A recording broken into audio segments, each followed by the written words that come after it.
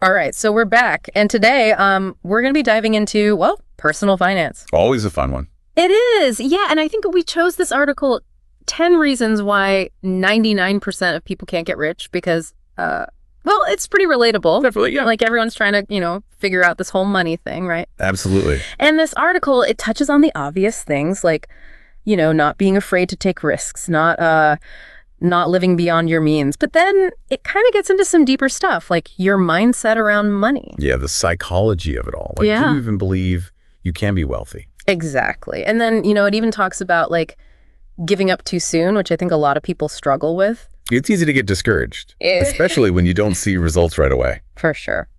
Okay, so the article starts off with this whole fear factor idea. Okay. And I feel like that really resonates, like so many people are hesitant to invest or they cling to a job they hate because it feels safe. It's comfortable, right? Even if it's not really serving them. Yeah. And the article even uses the example of like people being afraid to even consider starting a business. I'd rather stay in their lane, even if it's a dead end. But why are we so scared to take a chance? Like, is that just human nature?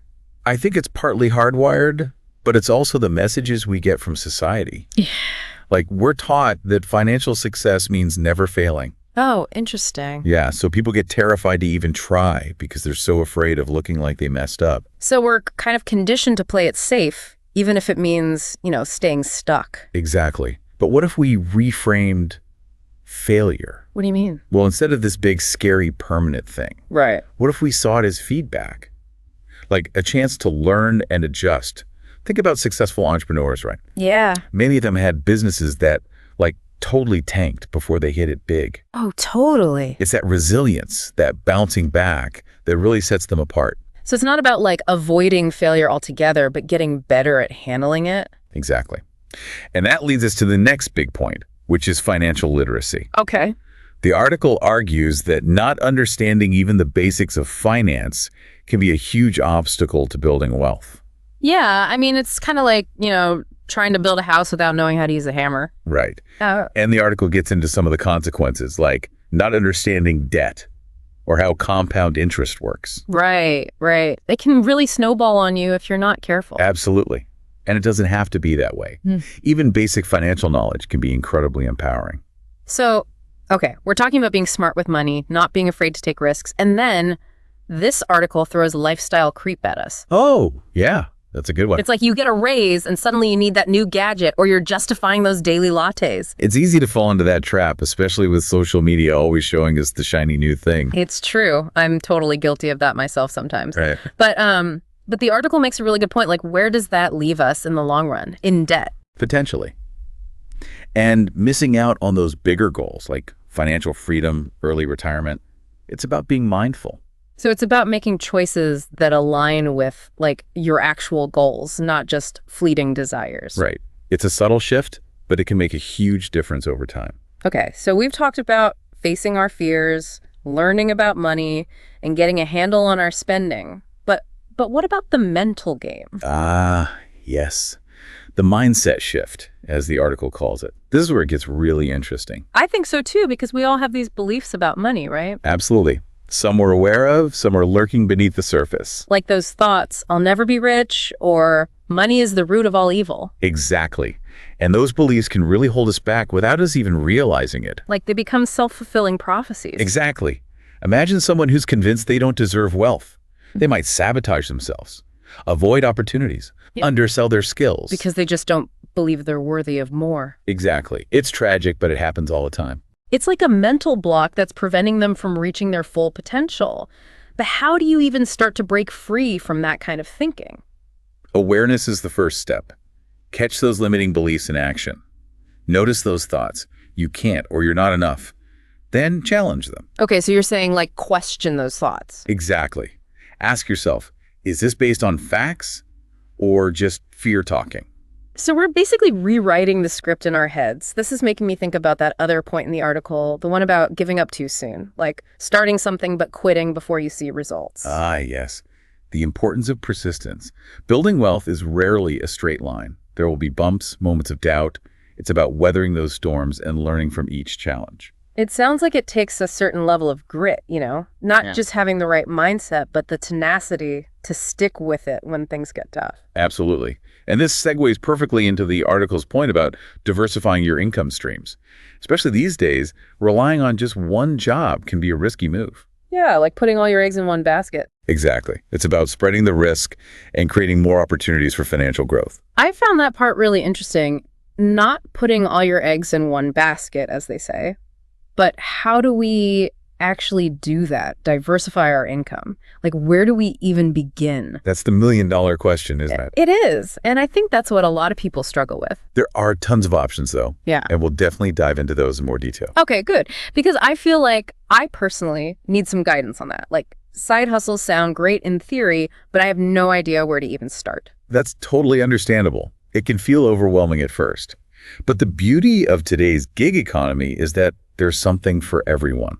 So we're talking side hustles, investments, what else? There's a whole world of possibilities, and the key is to find something that aligns with your skills and interests. It should feel exciting, not like another chore. Okay, I'm already feeling a little less overwhelmed. So we've covered a lot of ground here, but how do we make all of this actionable? Like, what are some concrete steps people can take? That's what we're here for. Let's bridge that gap between theory and action. Sounds good to me. Well, we were talking about the fear of risk.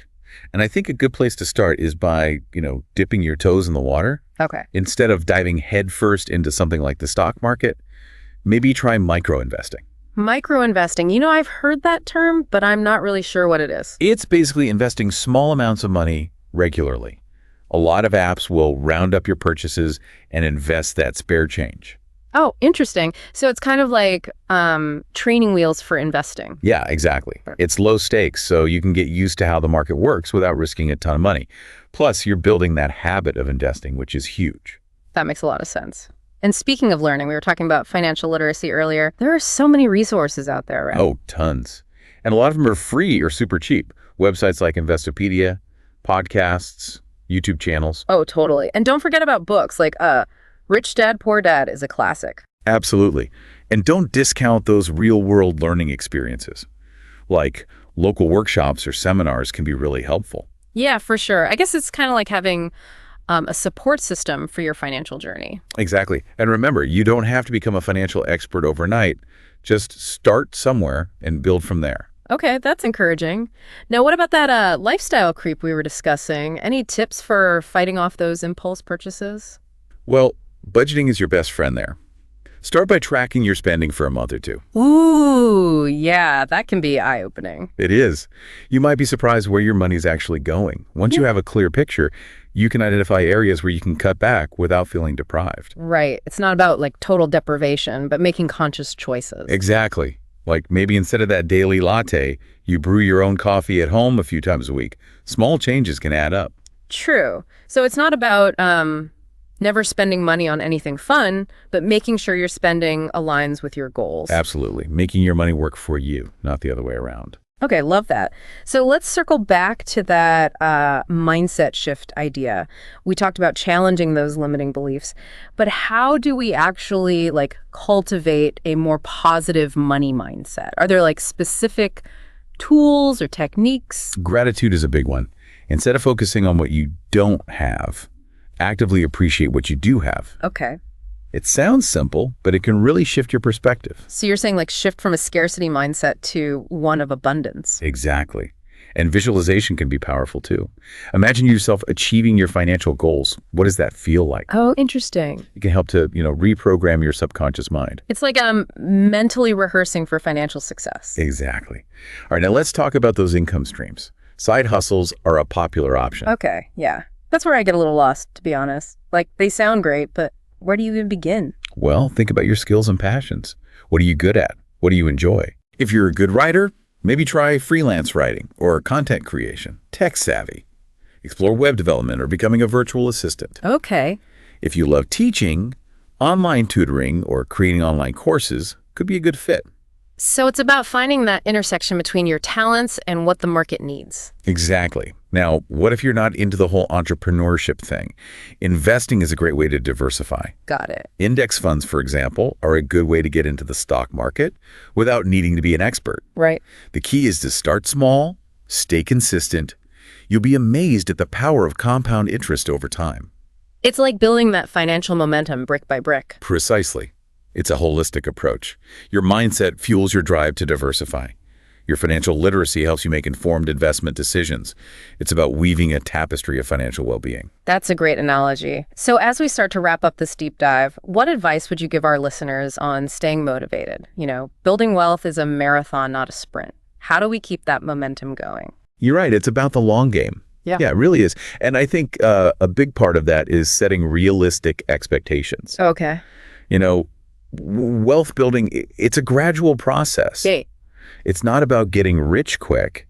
It's about making smart choices consistently and being patient. Yeah, it's like, we talk about this long game in so many areas of life. Totally. Fitness, relationships, careers. It's like this universal principle. It is. It's about focusing on the process, enjoying the journey, not just obsessing over the end goal. And I think that ties back to what we were talking about earlier with, not being afraid to fail. For sure. Because there are going to be setbacks along the way. Right? Absolutely. It's inevitable. But it's how you handle those setbacks that really matters. So it's like, view them as learning opportunities, not the end of the world. Exactly. A chance to reassess and, maybe tweak your approach. I have to say, I've learned so much from this deep dive already. Oh, that's great to hear. I really feel like I have a whole new perspective on personal finance now. It's amazing what a little shift in perspective can do. It is. Okay, so as we wrap things up, I want to leave our listeners with something to think about. Okay. Imagine you could go back in time and give your younger self one piece of financial advice. Ooh, that's a tough one. It is. What would it be? I think I'd tell my younger self to focus on building a healthy relationship with money. Okay. It's not about chasing riches, but about having that sense of financial well-being, that freedom to pursue your passions. That's really well said. If I could go back, I'd tell myself to start investing early, even if it's just a little bit. Yes. The power of compound interest, it's truly amazing. It really is. All right, so as we wrap up this deep dive, any final words of wisdom for our listener? Well, remember that building wealth is a journey. Embrace the process, stay curious, and never stop learning. Couldn't have said it better myself. Thank you so much for joining us on this deep dive. It's been a pleasure having you. The pleasure was all mine. And to our listeners, thank you for tuning in. We hope you feel inspired to take control of your financial future. Until next time, happy diving!